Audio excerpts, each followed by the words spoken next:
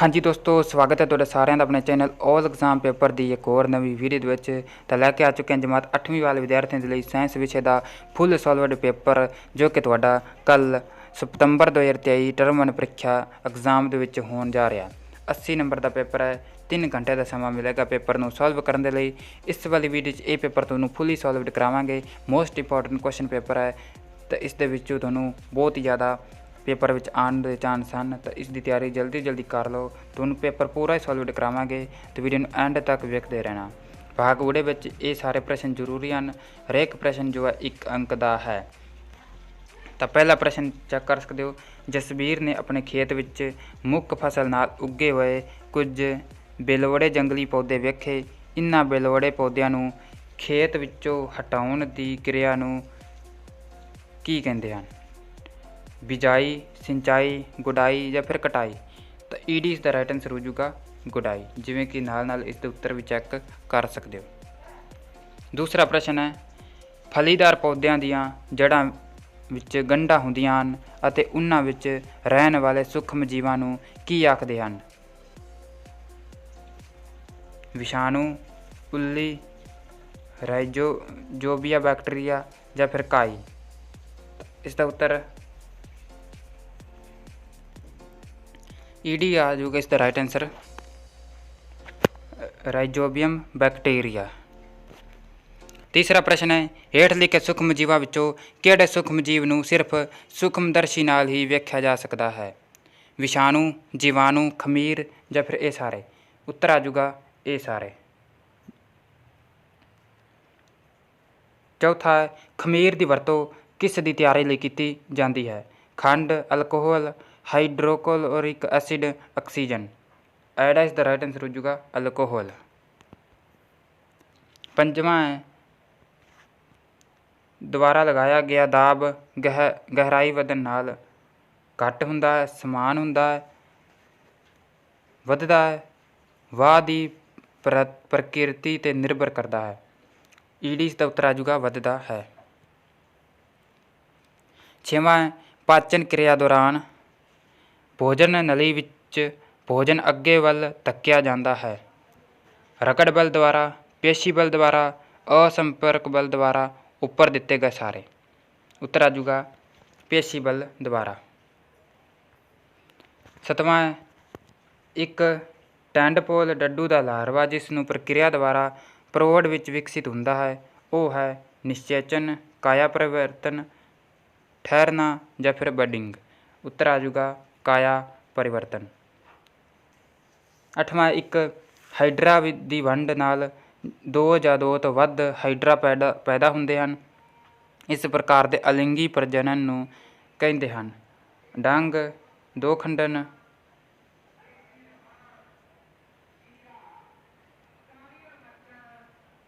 कायिक प्रजनन, युग्मज। पूरा उत्तर आ जाऊगा ठीक है बडिंग। इत्थे वैसे डंग लिखा है, बडिंग आ जाएगा उत्तर। 9वां प्रश्न है, हेठ लिखियां विचों किहड़ा बिजलई कुचालक है? उत्तर आ जाऊगा शुद्ध जल। 10वां है, हेठ लिखियां विचों किहड़ा बिजली का कुचालक नहीं है? रगड़, प्लास्टिक, लकड़ी, तांबा। उत्तर आ जाऊगा तांबा। 11वां है, इलैक्ट्रोलाइट दे घोल विचों बिजलई धारा लंघाउण नाल की प्रभाव हुंदा है? चुंबकी प्रभाव, तापी प्रभाव, रसायनिक प्रभाव। इन्हां विचों कोई प्रभाव नहीं हुंदा। ईडी इसका उत्तर आ जाऊगा रसायनिक प्रभाव। 12वां है, साडी सरकार राही प्रोजैक्ट टाइगर कानून कदों लागू किया गया? 5 अप्रैल 1973, 1 अप्रैल 1973, 12 अप्रैल 1973, 14 अप्रैल 1973। उत्तर आ जाऊगा 1 अप्रैल 1973। 13वां है, किस गैस का लेवल वधन कारण ग्लोबल वार्मिंग हुंदा है? CO2, O2, NH2। उत्तर आ जाऊगा CO2। 14वां है, हेठ लिखिया विचों किहड़ा प्रवासी पंछी है? तोता, सुरखाब, मैना, कबूतर। एड़ा उत्तर आ जाऊगा सुरखाब। 15वां है, हेठ लिखिया विचों किहड़ा जलनशील पदार्थ है? लोहे की किल, कच, कागज, पत्थर का टुकड़ा। उत्तर आ जाऊगा कागज। 16ਵਾਂ ਹੈ ਦਹਨ ਲਈ ਜ਼ਰੂਰੀ ਸ਼ਰਤਾਂ ਹਨ। ਬਾਲਣ ਅਤੇ ਹਵਾ, ਬਾਲਣ ਹਵਾ ਅਤੇ ਤਾਪ, ਬਾਲਣ ਅਤੇ ਤਾਪ, ਹਵਾ ਅਤੇ ਤਾਪ। ਉੱਤਰ ਆ ਜਾਊਗਾ ਬਾਲਣ ਹਵਾ ਅਤੇ ਤਾਪ। 17ਵਾਂ ਹੈ ਹੇਠ ਲਿਖਿਆਂ ਵਿੱਚੋਂ ਕਿਸ ਦਾ ਸਭ ਤੋਂ ਨਿਮਨ ਜਲਨ ਤਾਪ ਹੈ? ਪੈਟਰੋਲ, ਕਿਰੋਸੀਨ, ਕੋਲਾ ਜਾਂ ਫਿਰ LPG। ਉੱਤਰ ਆ ਜਾਊਗਾ LPG।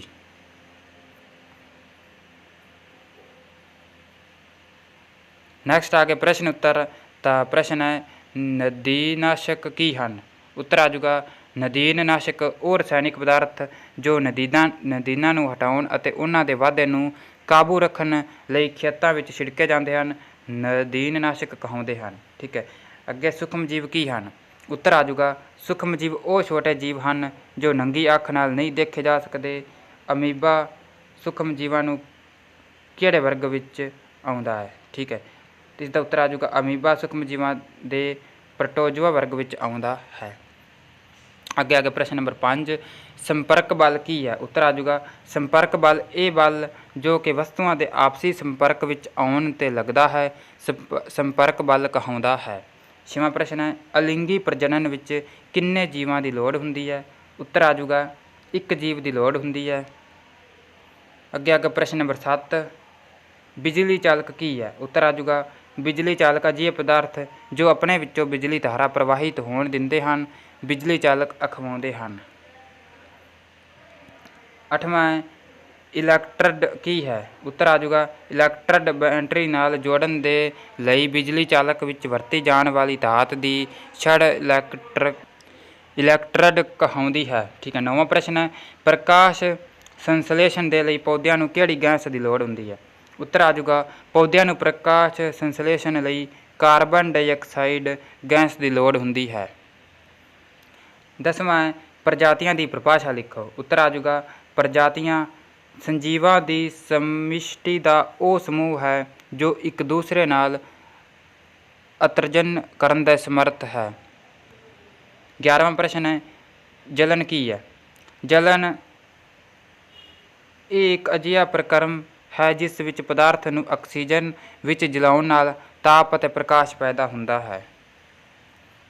ਅੱਗੇ ਪ੍ਰਸ਼ਨ ਨੰਬਰ 12 ਲੱਕੜੀ ਦਾ ਕੋਲਾ ਲੱਕੜੀ ਦੀ ਤੁਲਨਾ ਵਿੱਚ ਵਧੀਆ ਬਾਲਣ ਕਿਉਂ ਹੈ?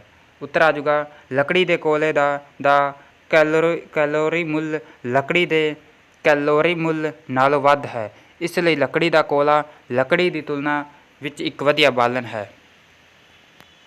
ਅੱਗੇ ਭਾਗ ਈੜੀ। ਠੀਕ ਹੈ। 3 ਨੰਬਰ ਵਾਲੇ ਪ੍ਰਸ਼ਨ ਆ ਗਏ ਹਨ।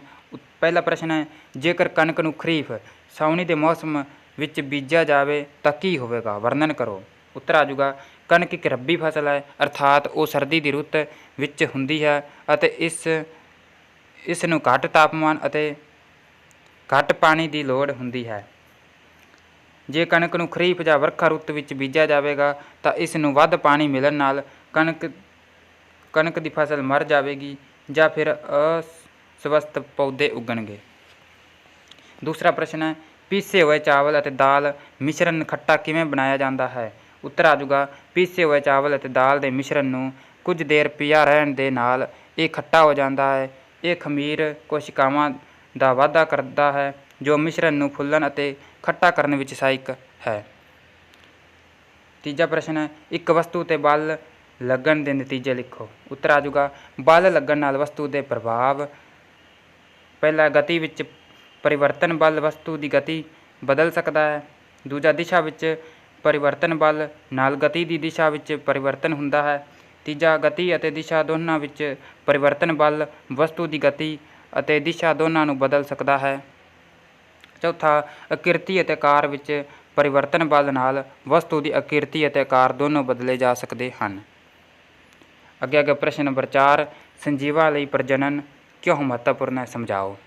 ਉੱਤਰ ਆ ਜਾਊਗਾ ਸੰਜੀਵਾਂ ਵਿੱਚ ਪ੍ਰਜਨਨ ਦੀ ਮਹੱਤਤਾ ਇਹ ਜੀਵਾਂ ਵਿੱਚ ਯੋਗਤਾ ਹੈ ਜਿਸ ਦੁਆਰਾ ਉਹ ਆਪਣੇ ਵਰਗੇ ਜੀਵ ਪੈਦਾ ਕਰਦੇ ਹਨ। ਪ੍ਰਜਨਨ ਨਾਲ ਪ੍ਰਜਾਤੀ ਦਾ ਵਾਧਾ ਹੁੰਦਾ ਹੈ। ਇਹ ਜੈਵਿਕ ਪ੍ਰਕਿਰਿਆ ਉੱਤਰਜੀਵਤਾ ਅਤੇ ਲਗਾਤਾਰਤਾ ਬਣਾਈ ਰੱਖਣ ਲਈ ਜ਼ਰੂਰੀ ਹੈ। ਇਸ ਨਾਲ ਆਨੁਵੰਸ਼ਿਕਤਾ ਅਤੇ ਹੋਰ ਗੁਣਾਂ ਦਾ ਅਗਲੀ ਪੀੜ੍ਹੀ ਵਿੱਚ ਸਥਾਨਾਂਤਰਨ ਵੀ ਹੁੰਦਾ ਹੈ। ਪੰਜਵਾਂ ਬਿਜਲੀ ਅਪਘਟਨ ਕੀ ਹੈ? ਉੱਤਰ ਆ ਜਾਊਗਾ ਬਿਜਲੀ ਅਪਘਟਨ ਬਿਜਲੀ ਦੇ ਪ੍ਰਵਾਹ ਕਾਰਨ ਰਸਾਇਣਿਕ ਯੌਗਿਕਾਂ ਦੇ ਘੋਲ ਦਾ ਅਪਘਟਿਤ ਹੋਣਾ ਬਿਜਲੀ ਅਪਘਟਨ ਅਖਵਾਉਂਦਾ ਹੈ। ਜਦੋਂ ਤੇਜ਼ਾਬ ਯੁਕਤ ਵਿੱਚੋਂ ਬਿਜਲੀ ਧਾਰਾ ਪ੍ਰਵਾਹਿਤ ਹੁੰਦੀ ਹੈ ਤਾਂ ਇਹ ਆਪਣੇ ਸੰਗਠਕ ਹਾਈਡਰੋਜਨ ਅਤੇ ਆਕਸੀਜਨ ਵਿੱਚ ਟੁੱਟ ਜਾਂਦਾ ਹੈ। ਹਾਈਡਰੋਜਨ ਕੈਥੋਡ ਉੱਪਰ, ਆਕਸੀਜਨ ਐਨੋਡ ਉੱਪਰ ਇਕੱਠੀ ਹੁੰਦੀ ਹੈ। 6ਵਾਂ ਪ੍ਰਸ਼ਨ ਹੈ, ਸਾਨੂੰ ਕਾਗਜ਼ ਦੀ ਬੱਚਤ ਕਿਉਂ ਕਰਨੀ ਚਾਹੀਦੀ ਹੈ? ਉਹਨਾਂ ਕਿਰਿਆਵਾਂ ਦੀ ਸੂਚੀ ਬਣਾਓ ਜਿਨ੍ਹਾਂ ਨਾਲ ਤੁਸੀਂ ਕਾਗਜ਼ ਦੀ ਬੱਚਤ ਕਰ ਸਕਦੇ ਹੋ।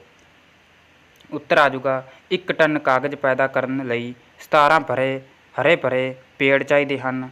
ਇਸ ਲਈ ਸਾਨੂੰ ਕਾਗਜ਼ ਦੀ ਬੱਚਤ ਕਰਨੀ ਚਾਹੀਦੀ ਹੈ। ਕਾਗਜ਼ ਦਾ 5 ਤੋਂ 7 ਵਾਰ ਮੁੜ ਚੱਕਰਨ ਹੋ ਸਕਦਾ ਹੈ। ਸਾਨੂੰ ਕਾਗਜ਼ ਨੂੰ ਬਚਾਉਣਾ ਚਾਹੀਦਾ ਹੈ। ਉਪਯੋਗ ਵਿੱਚ ਆਏ ਕਾਗਜ਼ ਨੂੰ ਮੁੜ ਵਰਤੋਂ ਵਿੱਚ ਲਿਆਉਣਾ ਚਾਹੀਦਾ ਹੈ ਅਤੇ ਮੁੜ ਚੱਕਰਨ ਕਰ ਦੇਣਾ ਚਾਹੀਦਾ ਹੈ।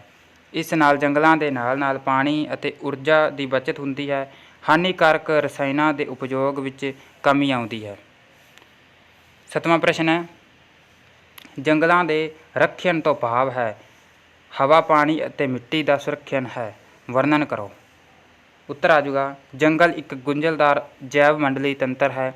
ਚਾਹੇ ਇੱਕ ਖੁਦ ਕਾਫੀ ਹੈ, ਫਿਰ ਵੀ ਇਹ ਦੂਸਰੇ ਨਿਮਨੀਕਰਨ ਪਦਾਰਥਾਂ 'ਤੇ ਆਪਣੇ ਰੱਖ ਰਖਾਵ ਦੇ ਲਈ ਨਿਰਭਰ ਕਰਦਾ ਹੈ।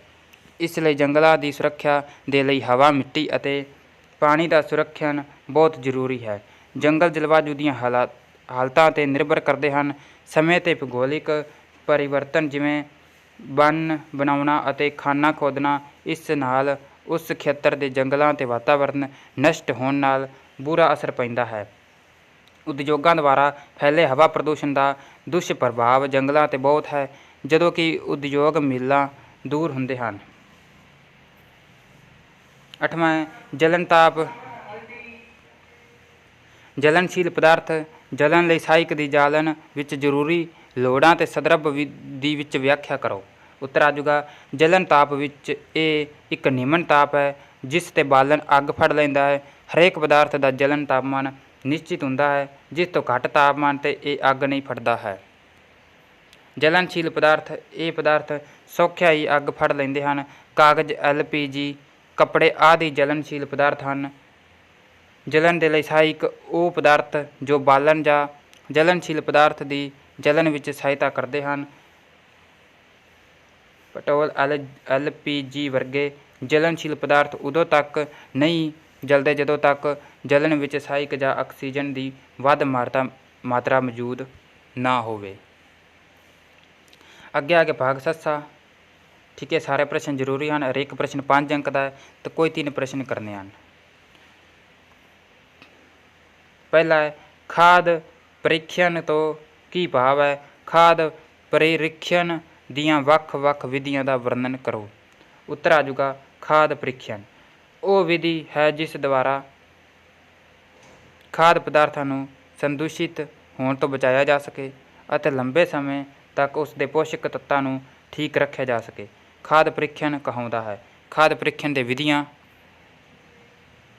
ਨੰਬਰ 1 ਨਿਰਜਲੀਕਰਨ ਅਤੇ ਧੁੱਪ ਵਿੱਚ ਸੁਕਾਉਣਾ। ਫਲਾਂ ਅਤੇ ਸਬਜ਼ੀਆਂ ਵਿੱਚ ਪਾਣੀ ਦੀ ਮਾਤਰਾ ਨੂੰ ਘੱਟ ਕਰਨਾ ਨਿਰਜੀਕਰਨ ਕਹਾਉਂਦਾ ਹੈ। ਇਸ ਨਾਲ ਭੋਜਨ ਵਿੱਚ ਨਮੀ ਘੱਟ ਹੋ ਜਾਂਦੀ ਹੈ ਅਤੇ ਉਹ ਜਲਦੀ ਸੰਦੂਸ਼ਿਤ ਨਹੀਂ ਹੁੰਦਾ। ਫਲਾਂ ਅਤੇ ਸਬਜ਼ੀਆਂ ਨੂੰ ਧੁੱਪ ਵਿੱਚ ਸੁਕਾਉਣ ਸਭ ਤੋਂ ਪੁਰਾਣੀ ਵਿਧੀ ਹੈ। ਦੂਜਾ ਹੈ ਨਮਕ ਅਤੇ ਚੀਨੀ ਦੁਆਰਾ ਰੀਖਿਅਨ। ਨਮਕ ਅਤੇ ਚੀਨੀ ਵਧੀਆ ਰੱਖਿਅਕ ਹਨ। ਇਹ ਖਾਦ ਪਦਾਰਥਾਂ ਵਿੱਚ ਸੂਖਮ ਜੀਵਾਂ ਦਾ ਵਾਧਾ ਰੋਕਦਾ ਹੈ। ਅਚਾਰ, ਜੈਮ, ਜੈਲੀ, ਕੈਚਅਪ, ਸਕਵੈਸ਼ ਆਦਿ ਦਾ ਪ੍ਰੀਖਿਅਨ ਨਮਕ ਅਤੇ ਚੀਨੀ ਪਾ ਕੇ ਕੀਤਾ ਜਾਂਦਾ ਹੈ। ਤੀਜਾ ਹੈ ਅਤੀ ਠੰਡਾ ਕਰਨਾ। ਇਹ ਸੂਖਮ ਜੀਵਾਂ ਦੇ ਵਾਧੇ ਨੂੰ ਰੋਕਣ ਦਾ ਸਿੱਧਾ ਤਰੀਕਾ ਹੈ। ਇਸ ਵਿਧੀ ਵਿੱਚ ਖਾਦ ਪਦਾਰਥ 9 ਡਿਗਰੀ ਸੈਲਸੀਅਸ ਤੋਂ ਘੱਟ ਤਾਪ ਠੰਡਾ ਕੀਤਾ ਜਾਂਦਾ ਹੈ। ਫਲ, ਸਬਜ਼ੀਆਂ, ਮਾਸ, ਮੱਛੀ ਆਦਿ ਨੂੰ ਇਸੇ ਵਿਧੀ ਨਾਲ ਪ੍ਰੀਖਿਅਤ ਕੀਤਾ ਜਾਂਦਾ ਹੈ। ਚੌਥਾ ਰਸਾਇਣਿਕ ਪ੍ਰੀਖਿਅਨ। ਕੁਝ ਰਸਾਇਣਿਕ ਖਾਦ ਪ੍ਰੀਖਿਅਨ ਵਿੱਚ ਵਰਤੇ ਜਾਂਦੇ ਹਨ ਜੋ ਪਦਾਰਥ ਖਾਦ ਨੂੰ ਸੰਦੂਸ਼ਿਤ ਹੋਣ ਤੋਂ ਬਚਾਉਂਦੇ ਹਨ। ਖਾਦ ਪ੍ਰੀਖਿਅਨ ਕਹਾਉਂਦੇ ਹਨ। ਬੈਨਜ਼ੋਇਨ, ਅਮਨ, ਪੋਟਾਸ਼ੀਅਮ, ਮੈਟਾ ਬਾਈਸਲਫੇਟ ਆਦਿ ਵਰਤੋਂ ਵਿੱਚ ਲਿਆਏ ਜਾ ਸਕਦੇ ਹਨ। ਡਿੱਬਾ ਬੰਦ ਅਤੇ ਬੋਤਲਾਂ ਵਿੱਚ ਸੀਲ ਕਰਕੇ ਵੀ ਪਰੀਖਣ ਕੀਤਾ ਜਾਂਦਾ ਹੈ। ਦੂਜਾ ਪ੍ਰਸ਼ਨ ਹੈ, ਬਲ ਕਿੰਨੀ ਤਰ੍ਹਾਂ ਦੇ ਹੁੰਦੇ ਹਨ, ਹਰੇਕ ਦਾ ਉਦਾਹਰਨ ਦਿਓ। ਉੱਤਰ ਆ ਜਾਊਗਾ ਬਲ ਅਤੇ ਪ੍ਰਕਾਰ। ਪਹਿਲਾ ਹੈ ਪੇਸ਼ੀ ਬਲ। ਜੀਵਾਂ ਦੁਆਰਾ ਆਪਣੀਆਂ ਪੇਸ਼ੀਆਂ ਦਾ ਬਲ ਵਰਤਿਆ ਜਾਂਦਾ ਹੈ, ਇਸ ਨੂੰ ਪੇਸ਼ੀ ਬਲ ਕਿਹਾ ਜਾਂਦਾ ਹੈ। ਜਿਵੇਂ ਬੈਲ ਦੁਆਰਾ ਪੇਸ਼ੀ ਬਲ ਨਾਲ ਗੱਡੀ ਖਿੱਚਣਾ। ਦੂਜਾ ਹੈ ਚੁੰਬਕੀ ਬਲ। ਚੁੰਬਕ ਦਾ ਗੁਣ ਹੈ ਕਿ ਉਹ ਕੋਬਾਲਟ, ਨਿਕਲ, ਲੋਹਾ ਜਾਂ ਸਟੀਲ ਤੋਂ ਬਣੀਆਂ ਵਸਤੂਆਂ ਨੂੰ ਆਕਰਸ਼ਿਤ ਕਰਨਾ ਹੈ। ਚੁੰਬਕੀ ਪਦਾਰਥ 'ਤੇ ਲੱਗਣ ਵਾਲਾ ਚੁੰਬਕੀ ਬਲ ਕਹਾਉਂਦਾ ਹੈ, ਜਿਵੇਂ ਚੁੰਬਕ ਨਾਲ ਲੋਹੇ ਦੀਆਂ ਕਿੱਲਾਂ ਆਕਰਸ਼ਿਤ ਹੁੰਦੀਆਂ ਹਨ। ਤੀਜਾ ਸਥਿਰ ਬਿਜਲੀ ਬਲ।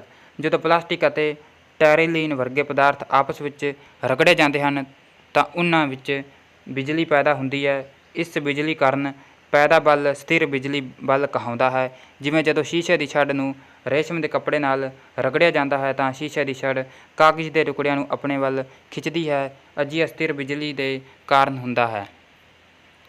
ਚੌਥਾ ਗੁਰਤਾ ਬਲ। ਧਰਤੀ ਦੀ ਸਤਹ ਉੱਪਰ ਧਰਤੀ ਦੇ ਨੇੜੇ ਮਿਲਣ ਵਾਲੀਆਂ ਵਸਤੂਆਂ 'ਤੇ ਧਰਤੀ ਇੱਕ ਬਲ ਲਗਾਉਂਦੀ ਹੈ, ਜਿਸ ਨੂੰ ਗੁਰਤਾ ਬਲ ਕਹਿੰਦੇ ਹਨ। ਉਚਾਈ ਤੋਂ ਛੱਡੀ ਗਈ ਕੋਈ ਵਸਤੂ ਧਰਤੀ 'ਤੇ ਗੁਰਤਾ ਬਲ ਦੇ ਕਾਰਨ ਡਿੱਗਦੀ ਹੈ। ਪੰਜਵਾਂ ਰਗੜ ਬਲ। ਇੱਕ ਵਸਤੂ ਦਾ ਦੂਸਰੀ ਵਸਤੂ ਦੇ ਉੱਪਰ ਗਤੀ ਕਰਨ ਨਾਲ ਉਨ੍ਹਾਂ ਦੋਹਾਂ ਵਿੱਚ ਪੈਦਾ ਬਲ ਨੂੰ ਰਗੜ ਬਲ ਕਹਿੰਦੇ ਹਨ।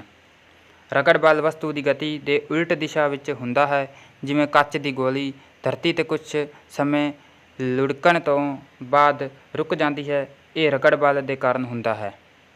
ਤੀਜਾ ਅਲਿੰਗੀ ਪ੍ਰਜਨਨ ਦੀ ਪਰਿਭਾਸ਼ਾ ਲਿਖੋ। ਜੰਤੂਆਂ ਵਿੱਚ ਅਲਿੰਗੀ ਪ੍ਰਜਨਨ ਦੀਆਂ ਦੋ ਵਿਧੀਆਂ ਦਾ ਵਰਣਨ ਕਰੋ। ਉੱਤਰ ਆ ਜਾਊਗਾ ਅਲਿੰਗੀ ਪ੍ਰਜਨਨ ਉਹ ਕਿਸਮ ਜਿਸ ਵਿੱਚ ਸਿਰਫ ਇੱਕ ਜੀਵ ਭਾਗ ਲੈਂਦਾ ਹੈ, ਅਲਿੰਗੀ ਪ੍ਰਜਨਨ ਕਹਾਉਂਦੀ ਹੈ। ਜੰਤੂਆਂ ਵਿੱਚ ਅਲਿੰਗੀ ਪ੍ਰਜਨਨ ਦੀਆਂ ਵਿਧੀਆਂ ਹੇਠ ਲਿਖੀਆਂ ਹਨ। ਦੋ ਖੰਡਨ ਵਿੱਚ ਜੀਵ ਦਾ ਸਰੀਰ ਲੰਬਵਤ ਅਨੁਪ੍ਰਸਥ ਖਾਦ ਵਿੱਚ ਦੋ ਬਰਾਬਰ ਭਾਗਾਂ ਵਿੱਚ ਵੰਡਿਆ ਜਾਂਦਾ ਹੈ। ਹਰ ਭਾਗ ਜਨਕ ਦੇ ਸਮਾਨ ਹੋ ਜਾਂਦਾ ਹੈ।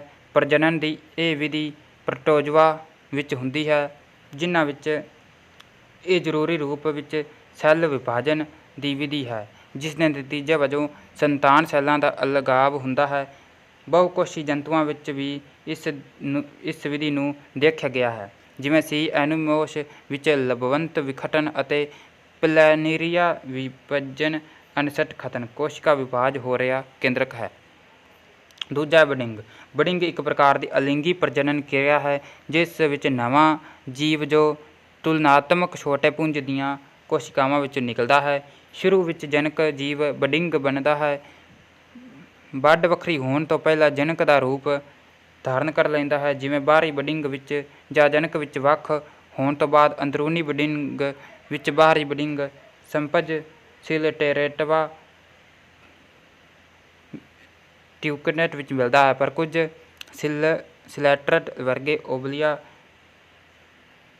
ਪੋਲਿਪ ਦੀ ਤੁਲਨਾ ਮੈਡੂਓਸੀ ਪੈਦਾ ਕਰਦਾ ਹੈ। ਜਮਾਤ 8ਵੀਂ ਵਾਲੇ ਵਿਦਿਆਰਥੀਆਂ ਲਈ ਸਾਇੰਸ ਵਿਸ਼ੇ ਦਾ ਪੇਪਰ ਜੋ ਕਿ ਤੁਹਾਨੂੰ ਪੂਰਾ ਸੋਲਵ ਕਰਾ ਦਿੱਤਾ ਹੈ।